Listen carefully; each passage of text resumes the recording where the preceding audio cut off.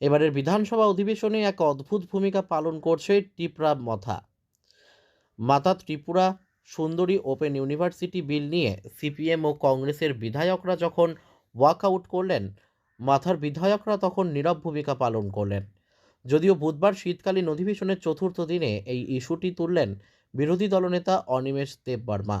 তিনি প্রথম দিকে এই বিল পাশ নিয়ে আপত্তি জানালেও পরে রহস্যজনকভাবে চুপ হয়ে যান। বিরোধিতা ও সমর্থন কোনোটাই করেননি। এদিন মাতা ত্রিপুরা সুন্দরী ওপেন ইউনিভার্সিটি 2024 বিল নিয়ে বিজেপি বনাম সিপিএম এবং কংগ্রেসের বিধায়কদের মধ্যে তীব্র বাদানুবাদ হয়। কংগ্রেস ও সিপিএমের বিধায়করা একটা সময় ওয়াকআউট করেন, তারপর সরকার পক্ষ বিনা বাধায় বিল পাশ করিয়ে নেয়। মুখ্যমন্ত্রী এই বিল প্রসঙ্গে বিস্তারিত বলেন বিধানসভায়। প্রসঙ্গত, উদয়পুর মাতাবাড়ি এলাকায় ত্রিপুরা সুন্দরী ওপেন ইউনিভার্সিটি গড়ে তোলা হবে। তাতে রাজ্যের ছেলেমেয়েরা উচ্চশিক্ষার ক্ষেত্রে উপকৃত হবে বলে শাসক দলের বিধায়কদের অভিমত। শিক্ষাক্ষেত্রে আরও এক ধাপ এগিয়ে যাবে ত্রিপুরা।